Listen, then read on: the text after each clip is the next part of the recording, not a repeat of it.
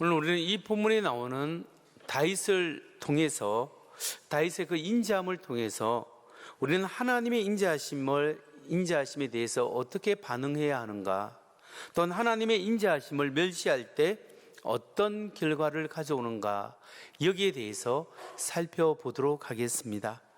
우리가 이 문제를 다루기 위해서 오늘 본문을 통해서 우리가 몇 가지 질문을 해보아야 합니다. 우리가 살펴볼 첫 번째 질문이 뭐냐 하면, 다윗이 암몬 왕에게 호의를 베풀었을 때 어떤 결과를 가져왔는가라는 질문입니다. 다윗의 호의에 대해서 암몬 왕 한운은 어떻게 반응했을까요? 첫째로, 다윗의 호의가 멸시와 모욕으로 되돌아왔다라는 사실입니다. 다윗은 인자함을 베풀었으나 그 암몬의 왕은 다윗에게 수치심과 모욕감을 주었습니다. 다윗이 인자함으로 조문단을 보냈습니다. 아버지의 죽음을 애도하고 아들의 왕됨을 축하하는 그런 조문단을 보냈는데, 이 암몬의 왕 한운이 여기에 대해서 어떻게 반응했을까요? 사무엘하 10장 3절 4절을 봅니다. 암몬의 자손의 관리들이 그들의 주 한운에게 말하되, 왕은 다윗이 조객을 당신에게로 보낸 것이 왕의 아버지를 공경함인 줄 여기시나이까? 다윗이 그의 신하들을 당신에게 보내 이 성을 엿보고 탐지하여 함락시키고자 함이 아니이까 하니, 이에 한운이 다윗의 신하들을 잡아 그들의 수염 절반을 깎고 그들의 의복의 중동볼기까지 자르고 돌려 보내매. 이 말씀에 보면 암몬 왕 한운이 다윗의 선의를 무시하고 다윗의 신하들을 붙잡습니다. 그래서 수염을 절반쯤 깎았습니다. 수염을 깎는다는 것은 옛날 사람은 이 체면 문화고 이게 권위를 상징하는데 아주 권위를 무시해버리고 굉장히 모욕하는 거죠. 그러다가 이 엉덩이까지 옷을 자른다라는 것은, 그럼 엉덩이가 드러나잖아요. 그런데 그때 사람들은 안에 속옷을 안 입었다고 합니다. 그러니까 부끄러운 하체가 다 드러나게 되는 거죠. 이게 참 난처한 일입니다. 이렇게 이 일을 통하여 다윗을 모욕하였습니다. 다윗의 호의가 완전히 무너지는 순간이죠. 성도 여러분, 우리는 이 암몬 왕 한운의 행위를 통해서 우리의 모습을 잠시 엿볼 수 있습니다. 우리도 하나님의 은혜를 받았고 하나님의 호의와 축복을 받은 사람입니다. 그런데 우리가 그 하나님의 은혜에 감사하지 않고 늘 불평하며 살 때가 있지 않습니까? 여러분, 인류의 조상 아담과 하와를 생각해 보십시오. 아담과 하와가 하나님이 만든 에덴 동산에서 살았는데 얼마나 그게 먹을 것이 많고 또 할 일이 많겠습니까? 하나님이 이름을 지으라고 다스리라고 했기 때문에 동식물의 이름을 짓기에 바쁘고 재밌는 일도 많았고 엄청나게 먹을 것들이 너무나 많았습니다. 그런데 아담과 하와가 이 좋은 먹거리에 관심을 두지 않고 하나님이 하지 말한 것, 그들에게 없는 것, 그게 관심을 두었습니다. 하나님이 다른 것은 다 네 마음대로 하되 선악과는 따서 먹지 말아라 했는데, 하나님이 금하신 선악과에 관심을 두고 자기가 가질 수 없는 것에 대해서 불평하고 그걸 가지려고 했습니다. 여러분, 그렇기 때문에 그들의 삶 속에 죄를 짓게 된 것입니다. 여러분, 우리도 마찬가지입니다. 우리도 하나님께서 우리에게 주신 은혜가 있고 하나님이 주신 놀라운 은총이 있는데, 하나님이 주신 것에 감사하고 기뻐하고 더 그것을 내게 있는 것을 소중하게 다루고 소중히 여겨야 되는데, 우리의 마음이 나에게 없는 것에 집중되어서 없는 것에 관심을 가지고 내가 가지 못한 것에 대해서 불평하고 불만할 때가 너무나 많다라는 겁니다. 여러분, 하나님의 은혜에 감사하는 여러분 되시기 바랍니다. 여러분의 옆에 있는 사람이 소중한 사람입니다. 여러분과 함께하는 사람의 소중함을 느끼고 하나님의 호의에 무시하지 않고 하나님의 은혜에 감사할 때 여러분의 영혼이 잘 되고, 우리가 감사할 때 우리의 가족이 잘 되고, 우리가 감사할 때 우리가 만나는 사람마다 잘 되는 줄 믿으시기 바랍니다. 하나님의 선하심을 찬양하는 사람이 되어야 합니다. 두 번째, 우리가 오늘 이 본문에서 살펴볼 질문이 있습니다. 그것은 다윗의 호의를 거절한 암몬 왕은 과연 어떤 선택을 하였는가라는 질문입니다. 다윗의 인자함을 거절하고 모욕감을 준 암몬 왕 한운은 어떤 행동을 했죠? 두 번째로 암몬 왕은 다윗에게 사과하기는커녕 도리어 전쟁을 준비했습니다. 사과하지 않고 도리어 이스라엘을 침공하기 위해서 전쟁을 준비했다라는 거죠. 여러분, 왕이 바뀔 때, 주로 옛날에 고대 사회에서는 왕이 바뀌고 정치가 불안전할 때 다른 나라를 공격하는 경향이 있었습니다. 침공하는 경향이 있었는데, 다윗은 왕이 바뀔 때 침공하지 않고 아버지의 죽음을 애도하고 아들에게 공경을 표하는 사절단을 보냈죠.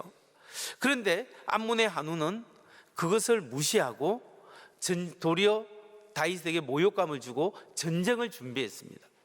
전쟁을 준비했는데 자기 이 암몬 족속의 힘으로는 이스라엘 당할 수 없으니까 북쪽에 있는 아람 사람들에게 도움을 요청했습니다. 아람 사람들에게 돈을 많이 주고 용병을 샀습니다. 얼마나 많은 군사를 구했냐면 약 3만 3천 명의 군사를 구했습니다. 그래서 3만 4천 명의 군사를 구해서 이스라엘과 전쟁하고자 했습니다. 이 내용이 사무엘하 10장 6절에서 8절로 나오고 있습니다. 암몬 자손들이 자기들이 다윗에게 미움이 된 줄 알고 암몬 자손들이 사람을 보내 베르홉 아람 사람과 소바 아람 사람의 보병 2만 명과 마아가 왕과 그의 사람 1,000명과 도읍 사람 12,000명을 고용한지라. 다윗이 듣고 요압과 용사의 온 무리를 보내매 암몬 자손은 나와서 성문 어귀에 진을 쳤고 소바와 롭 아람 사람과 도읍과 마아가 사람들은 따로 들에 있더라. 암몬 왕 한운이 돈을 많이 들여서 군대를 사서 이스라엘을 공격하려고 했습니다. 그러니까 이것을 보면서 다윗이 요압 장군을 보내고 군사들을 보냈습니다.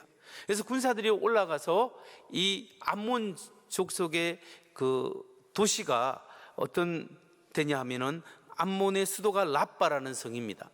라빠의 성에서 그 암몬 족속이 성 앞에 나와서 진을 치고 있습니다. 그래서 이스라엘이 거기에 갔는데 아람 사람들이 고용한 용병들이 이스라엘 뒤쪽으로 딱 자리를 잡았습니다. 그 이스라엘이 그 적군의 샌드위치가 된 거죠. 그래서 위기의 상황입니다.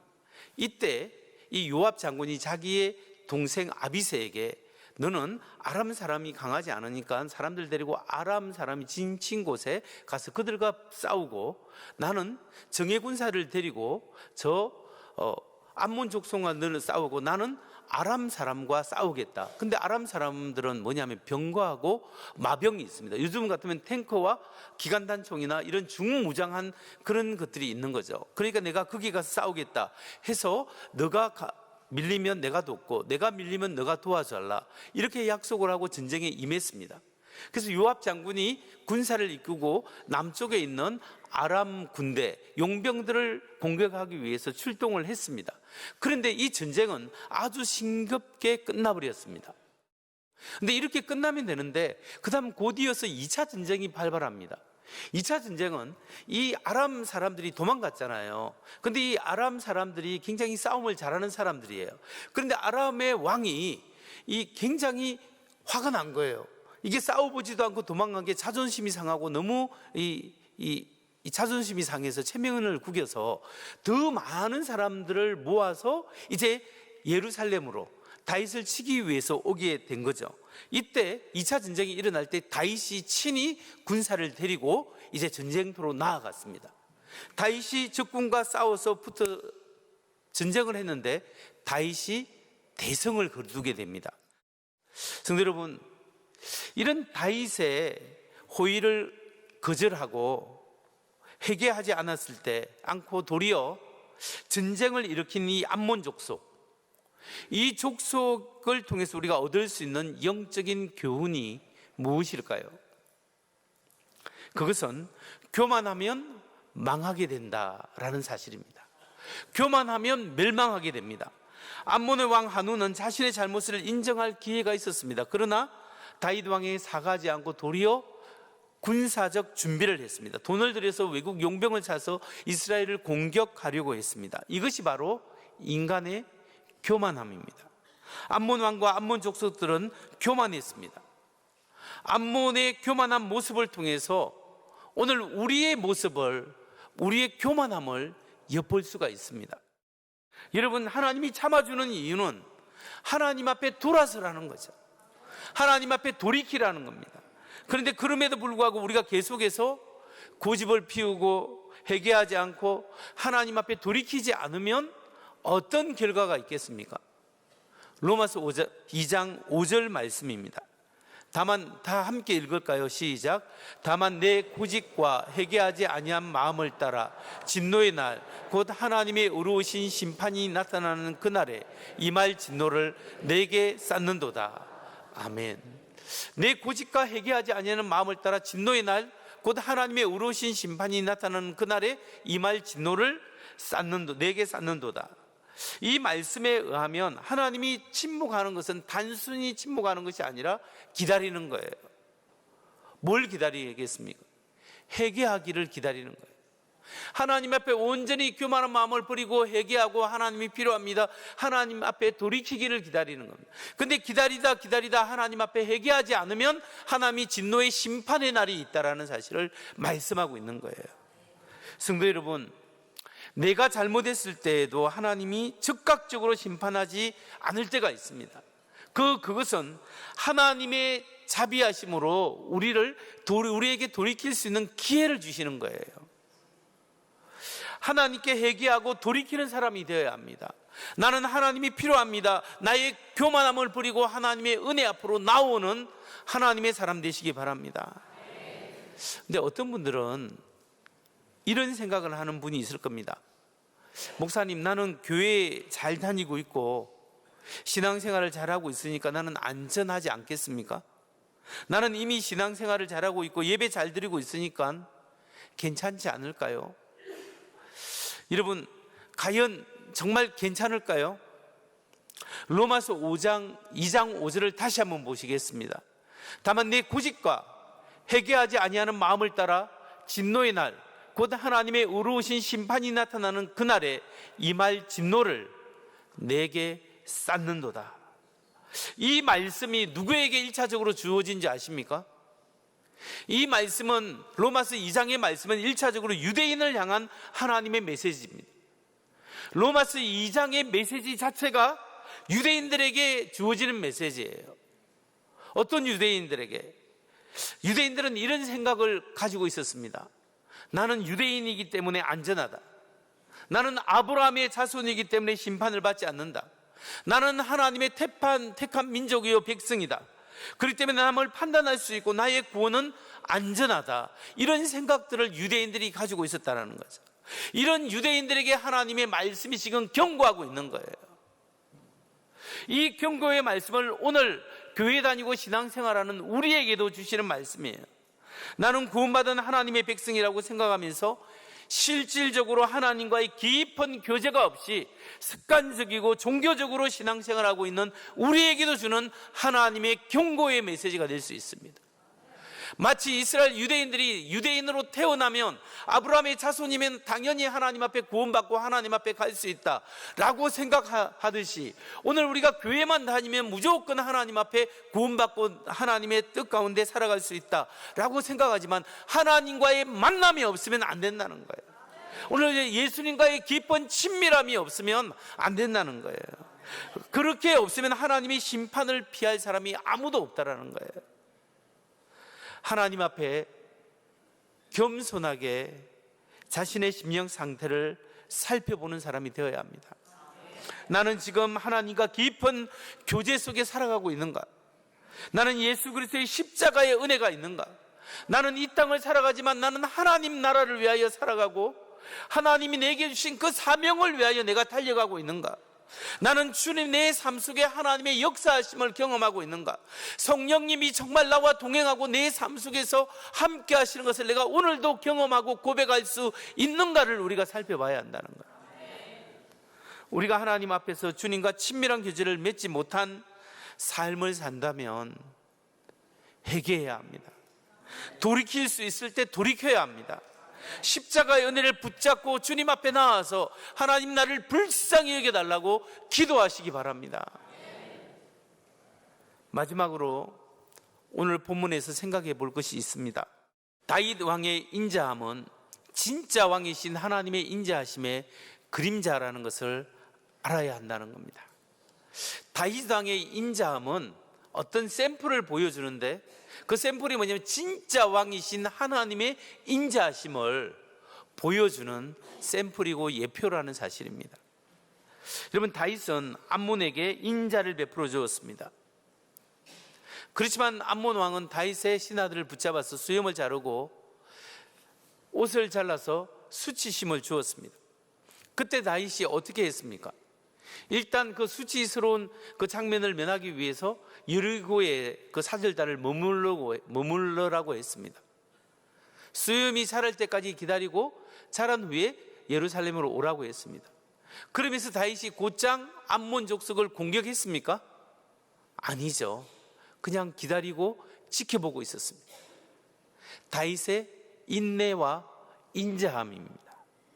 다윗이 암몬을 향해서 인자함을 보여주었습니다. 바로 이런 다윗의 인자한 모습, 그 모습을 통해서 진짜 우주의 왕이 되시는 하나님의 인자하심을 우리가 보게 된다는 거예요.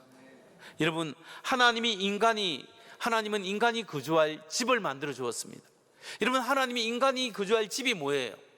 이 우주입니다. 하나님은 영이시기 때문에 우주가 필요 없어요. 삼위일체 하나님은 우주가 없어도 영원히 존재하시는 분이에요.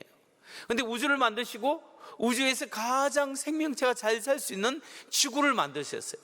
여러분, 지금까지 우주에 여러 가지 물의 흔적도 있고 생명체의 흔적은 있지만 지구처럼 풍부하게 생명체가, 고동생명체, 인간과 같은 존재가 살 수 있는 그런 여건을 가진 것은 아직까지는 발견하지 못했습니다. 왜냐하면 생명체가 살려고 하면 태양을 중심으로 안전한 거리가 있어야 되고, 이 지구에 여러 가지 조건이 있어야 되는데, 특별히 리콜 워터, 물, 액체가 있어야 돼요. 물이 있어야 되는데 이렇게 지구에 풍부한 물이 있는 그런 행성은 찾아볼 수 없어요. 그렇기 때문에 어떤 우주과학자들은 지구는 특혜받은 행성이다라고 표현합니다. 지구가 정말로 생명체가 살기만큼 알맞은 데예요. 하나님이 그걸 만드시고 거기에도 에덴 동산을 만들으셨어요. 여러분, 그래서 인간이 살 수 있도록 아주 좋은 환경을 만들어 주었죠. 그러니까 에덴 동산이 또 특별한 그 아담과 하와의 집입니다. 그런데 인간이 하나님 말씀에 불순종하고 죄를 지음으로 말미암아 하나님의 집을 부서뜨려 버렸습니다. 우주의 질서가 뒤틀려 버렸어요. 하나님은 인간의 타락과 제약에도 불구하고 인간을 살리려고 합니다. 이 인간이 타락해서 하나님을 떠나버렸기 때문에 하나님 관계가 파괴되어 버린 거예요. 하나님과의 관계가 파괴되면 인간은 영원한 죽음에 처할 수밖에 없습니다. 하나님이 이 관계를 돌이키기 위해서 하나님의 아들이시고 하나님이신 그 하나님의 아들을, 예수님을 이 세상에 보내주셨습니다. 하나님의 아들을 통해서 하나님과 회복하고 관계가 회복될 수 있는 그 길을 만들어 주신 거죠. 하나님께서 구원의 길을 주시고 구원의 길을 열어주시고 기회를 주셨습니다. 하지만 교만한 인간이 하나님의 아들이신 예수님을 어떻게 대했습니까? 예수님을 모욕하고 침뱉고 때리고 채찍질했습니다. 그런데 하나님은 우리 인간을 즉각적으로 심판하지 않으십니다. 오히려 하나님은 힘없는 사람처럼 그냥 끌려가고 그냥 십자가에 못 박혀 죽는 겁니다. 예수님이 하나님이시고 하나님의 아들이시기 때문에 죽은 자도 살렸고 오병이어의 기적도 일으키고 폭풍우도 잠잠케 하고 병든 자를 일으키고 놀라운 기적과 역사를 일으키고 이 우주를 창조하신 능력으로 충분히 사람들을 썰어버릴 수 있었지만 그분은 마치 잠잠한 양처럼 그냥 끌려가서 아무 힘없이 그냥 십자가에 못 박혀 죽었습니다. 이건 하나님의 무능력이 아니라 하나님의 인자하심이에요. 하나님의 사랑과 인내라는 사실입니다. 하나님이 왜 그렇게 하셨을까요? 왜 예수님이 그렇게 잠잠히 죽음을 당했을까요? 우리가 죄 가운데 머물러지 말고 돌이키는 기회를 주신 겁니다. 하나님 앞에 돌아올 수 있는 수단으로 삼아주셨어요. 인간의 최고의 악을 하나님이 최선으로 바꿔주신 거예요. 십자가의 죽음을 믿는 자마다 구원을 받게끔 인도하셨습니다. 하나님과의 친밀한 교제 속으로 나아오라고 하나님께서 우리를 기다리고 계시는 거예요. 하나님을 사모하는 심령, 그 심령을 기다리십니다. 여러분, 하나님의 인자하심을 멸시하지 마십시오. 오늘 마음의 문을 열고 하나님 앞에 나와서 주님, 나는 주님이 필요합니다, 하나님 인도해 주세요 라고 기도하는 심령이 되어야 합니다. 그래서 우리는 하나님께 기도해야 합니다. 하나님, 저는 주님이 필요합니다.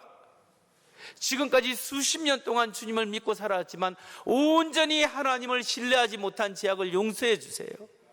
내가 예수를 믿었지만 아직도 예수의 제자의 삶을 살지 못하고 나의 삶을 통해서 하나님을 드러내고 예수 그리스도를 드러내지 못한 나의 죄악을 용서하여 주옵소서. 하나님이 다시 한번 하나님 앞에 나아갑니다. 십자가의 은혜를 붙잡고 나아가니 성령님 나를 주장하시고 내 안에 살아계신 하나님을 느끼게 하시고 오늘도 하나님과 깊은 교제 속에 하나님의 은혜를 경험하고 하나님을 찬양하는 하나님의 사람, 하나님과의 친밀한 교제 속에 빠져서 살아가는 하나님의 사람 되게 해주세요 라고 기도해야 합니다. 그때 하나님의 인자하심이 우리를 품어주시는 줄 믿으시기 바랍니다. 말씀을 마칩니다. 누군가가 지어낸 것 같은 이야기가 있습니다. 어느 마을에 소식을 전하는 편지 배달부가 있었습니다. 그런 어느 날 중요한 소식을 전달하려고 어느 한 집에 머물러서 문을 두드리고 있었습니다. 전보요, 전보, 전보요, 전보라고 이야기했습니다. 그 전보에는 당신이 상속자로 선택되었습니다, 당신은 어느 부자의 상속자로 선택되었습니다 라는 전보였습니다. 문을 열어달라고 했지만 집안에 있는 어느 사람은 소리칩니다. 당신 지금 나를 속이려는 거지, 돌아가시오, 나는 거짓말에 안 속아요 하고 내보냅니다. 그 다음 날에도 집배원이 다시 그 집에 찾아가서 문을 두드립니다. 대문을 두드렸지만 자기 집 문을 빼꼼 열고서는 거짓말하지 마시오, 똑같이 돌아가시오 라고 소리치면서 문을 또 닫습니다. 여러 번 그런 일이 있었는 후에 결국 그 소식은 다른 사람에게 넘어갔고 그 집은 평생, 그 집 주인은 평생 그 사실을 알지 못한 채 가난하게 살았다라는 소설 같은 이야기가 있습니다. 여러분, 다윗 왕의 인자함은 암몬의 왕 한운에게 주어진 하나님의 편지라는 사실입니다. 한운은 그것을 조롱했고 결국 기회를 놓치고 거짓말하지 마시오, 돌아가시오 뿐만 아니라 모욕했습니다. 하나님의 인자하심은 오늘도 여러분의 집 문 앞까지 찾아오고 있습니다. 하나님의 은혜는 여러분의 심령에 이미 도달해 있습니다. 하나님의 십자가의 전보는 우리의 가슴 위에 와 있습니다. 그리고 말씀하십니다. 내가 너를 사랑한다.